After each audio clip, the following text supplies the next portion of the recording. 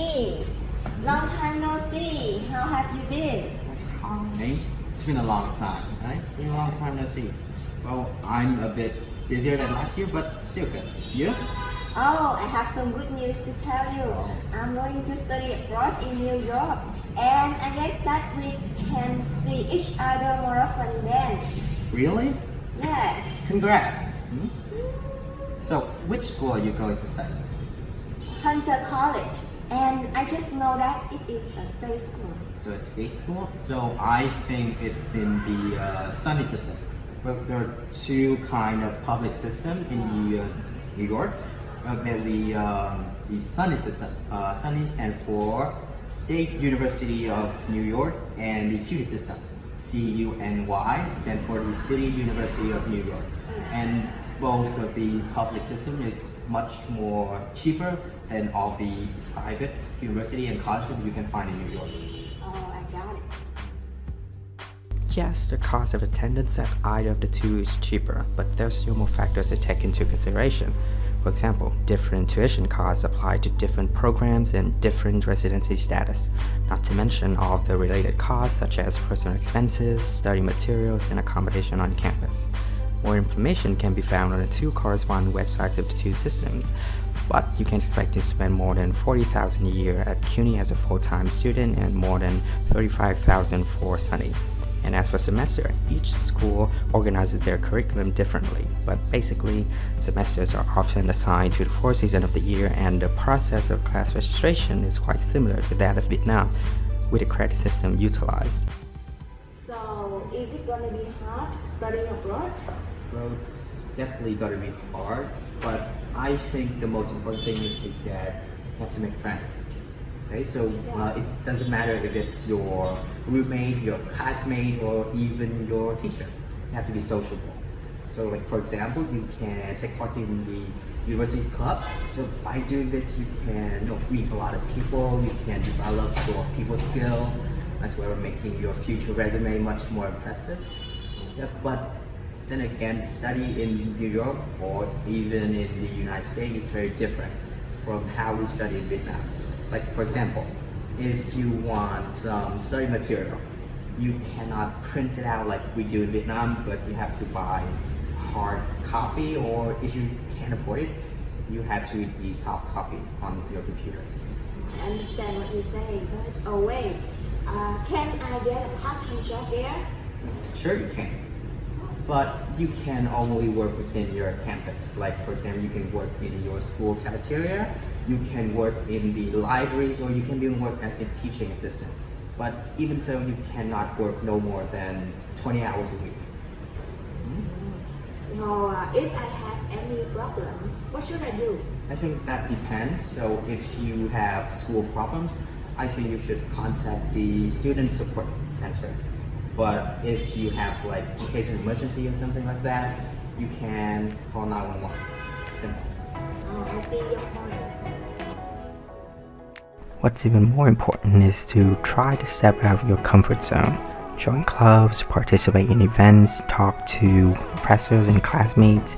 By doing so, you can build connection and meet people that can possibly be helpful for your future career. And learn how to do simple things like cooking, laundry, or cleaning, because it means that you'll be able to save money. You can also learn to take notes and type faster. You should also know where to find helpful information from resources on your campus, and the international office is always a good start. If you are assigned to mentors from the school, contact them and ask for help. And specifically in New York, it can get really cold around winter time, so make sure to pack warm clothing. I just remember that it's on the Atlantic Avenue in Brooklyn. Oh, so Brooklyn. So have you done a background check on Brooklyn? Why? Do I have to? Yeah, you have to check everything about the place you're about to move in. Oh, I don't know, because my parents have arranged for me everything. Well, there's a few things that you have to do when you begin to move into a new place. So the first thing is you have to know the way to school. Okay, you have to pick up all the possible routes. Then you have to pick the fastest one. Okay, and second, you have to do a background check about the crime activity, whether there are gang wars or there are shootings in your neighborhood. And third, you have to know the type of accommodation that you are going to have. Like for example, if you are staying in a dorm at your school or if you're staying in an apartment by yourself. And lastly, you have to check all the possible amenities, like all things that you can possibly need around your neighborhood, like the police station, the hospital, or where you can contact the embassy, like restaurant and where to eat, for example. It's so complicated. But if I want to eat Vietnamese food, where can I find it? Yeah, that's actually a question. Because, like, for example, if you want to eat a bit of Vietnamese food, there are famous Vietnamese restaurants in New York, like say a restaurant, like Hanoi House. And if you want a bit of Vietnamese vibe, okay, then where you go? See? So you have to go to the Little Saigon Park in Chinatown. And in New York, there really isn't a Vietnamese community. So don't expect to see a lot of your compatriots everywhere you go. Oh, I see what you mean. It can be cheaper living off campus, but you might not get the full experience interacting with fellow students, especially for freshmen. Now the dorm can be quite expensive, but they tend to be more secure. Getting to know about the city is a start if you're living there. NYC is divided into 5 boroughs: Manhattan, Brooklyn, the Bronx, Queens, and Staten Island. And Manhattan is what people usually think of when they talk about NYC. Rent in the city will take away a big chunk of your spending, so you can consider co-signing a lease or finding a roommate. Also, be sure to check your insurance policies. Make sure you have one when you live in the US.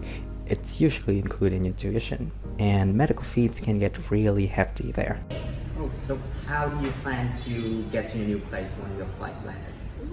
I think the simplest way is to catch a cab.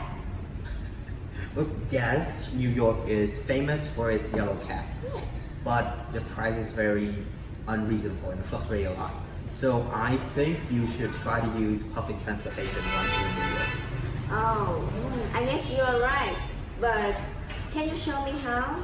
Well, yeah, there are public transportation in New York is plenty.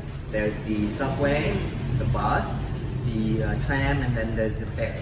So for the subway and the bus, you have to download the My MTA app first to know the schedule.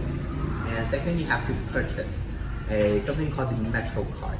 And before you even start using the Metro card, you have to make sure that there is, if I remember correctly, 5.5 bucks in the card.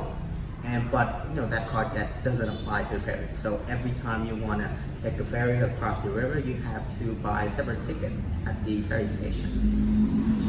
And if I want to get around New York, what should I do? Well, besides what I've mentioned, you can hire a bike, you can rent a car, or you can jump on the hop-on, hop-off tour bus around the city. But for example, if you want to be a bit more healthier, okay, then you can rent a bike through the City Bike program.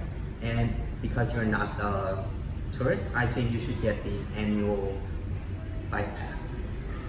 Oh, what you say is so interesting. Be sure to have the necessary documents on you when you first arrive in the US, like for example, passport, visa, letter of acceptance, because the custom officer may ask you to present those documents at arrival and make copies of them in case of loss or stolen. It's also super helpful to know a thing or two about the culture here. For example, in the US, people don't use the metric system. Instead, you will have feet, yard, and mile. And instead of Celsius, people use the Fahrenheit scale. Additionally, try to update on all the slangs because English in real life is very different from what we learn in textbooks and movies. Another good thing is being able to speak a third language, such as Korean or Chinese. This will help you make international friends a bit easier. Thank you, Buddy. You have enlightened me. You are so intelligent. You're welcome. So once you get to New York, hit me up. I'll show you around.